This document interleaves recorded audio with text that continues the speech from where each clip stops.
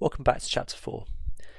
The good news is we're now going to discuss something that you guys have already seen, and you already saw it back in the F2 paper, and that is the cost of equity. So we've spoken a lot about issuing shares to people, but when we're doing that, we need to think about what the required return of those shareholders is. And we'll see when we get to chapter 6, this is going to be an important ingredient into the overall cost of capital for the company. So when a company is thinking about how it's going to spend its money, it needs to understand the minimum return that its various investors require, and one set of those investors are the shareholders.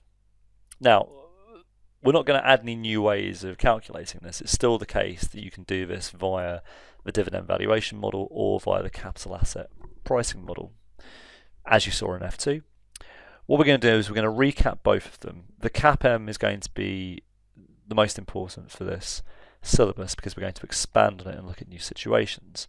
For the dividend valuation model, an appreciation of it is needed when it comes to cost of capital, but really the way that this would be used would be later on when it comes to chapter 8 and thinking about valuing shares using it. So let's start off with the divi valuation model, and the idea is that sensibly, if you want to work out the value of a share, you think about the cash flows that shareholders are entitled to, that being the dividends. I mean, they're not entitled to them, but if they get paid dividends, then that's what they receive. So the dividend valuation model says this: if we assume that our dividends in the company are going to grow at a set rate into the future, so here I've shown you the next 3 years, let's say that a dividend of D0 has just been paid out, then in 1 year's time we should be getting D0 times 1 plus G, i.e. 1 year's worth of growth. In 2 years' time we should be getting D0 times 1 plus G squared. In 3 years' time, D0 times 1 plus G cubed.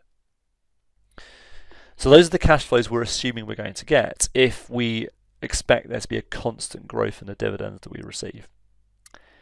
Now, if we know what our cost of equity is, so we as shareholders, if we know the return that we require based on the risk that we face from this investment in the company, then we can work out what the present value of this stream of cash flows is. And ultimately, the formula that we're given here is simply the present value of a growing perpetuity.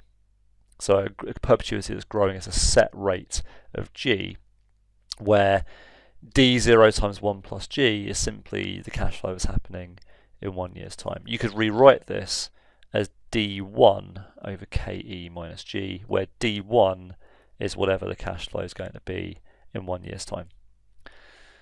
So that's it. So ultimately, what I like to think of the correct way around of looking at this is, if you know what your cost of equity is, you can use that to present value the dividends that you're going to be getting in the future to work out how much you'd be willing to pay today to buy one share in that company, what we call P0.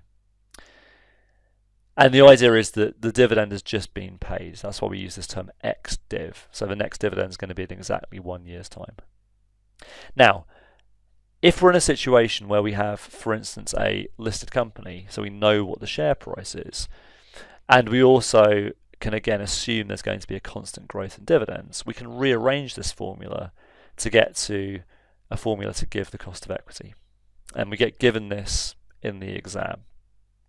So, if that's the case, if we have a company that's just paid a dividend of 25 cents, so that's our D0, we know what the share price is, P0, and we know what the growth rate is, G, we can use that to work out what the required return of our shareholders would be. Because effectively we're saying, if we know what the cash flows are, and we know the value that the shareholders have ascribed to those cash flows, then they must have discounted those cash flows as a certain cost of capital to get to that share price. So that's what we're backing out of the share price. So in this case, D0 times 1 plus G over P0 plus G gets me to about 16.3%. Now obviously there's a lot of assumptions here, and we'll go into the assumptions in more depth when we get to chapter 8. We critique this from a valuation point of view.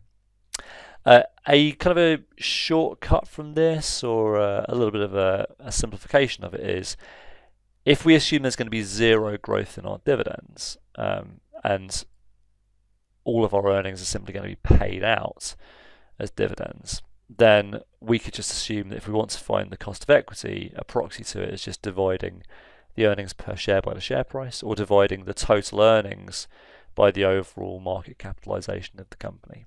So that's a bit of shorthand.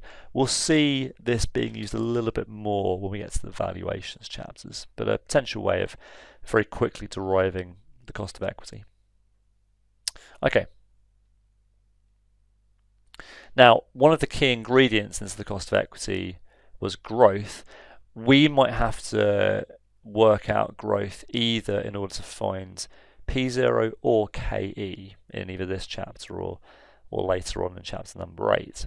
There's two ways of finding the growth rate. We can either use it by using the amount of earnings we retain in the company and assuming that they generate a certain return, or we can look at historic dividend growth patterns.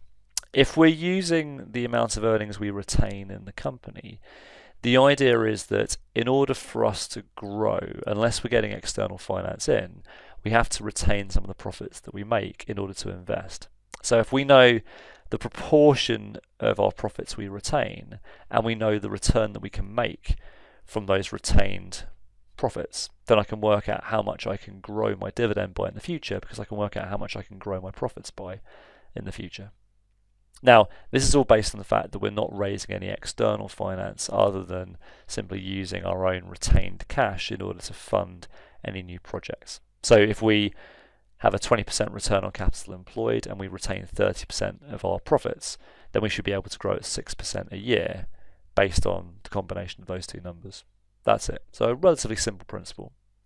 Or historic dividend growth, we're just going to assume that we have an annual compounding growth rate to take us from one year to another. That's it.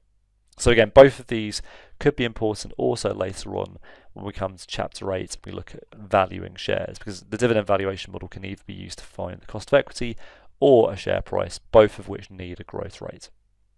So we've got JAB down here, a company that has a return on capital employed of 27%.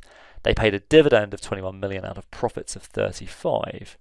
So therefore, how much are they retaining? Well, they're retaining 14 million of those profits. So therefore, 40% of their profits they're retaining. So they got a return on capital employed of 27%. They retained 40% of their profits. Therefore, what rate could they grow their profits and therefore their dividend at? Well, the combination of those two, 10.8%. Alternatively, we've seen that we've got a current dividend that's just been paid of 23.1 cents, and 3 years ago the dividend was 17.6 cents.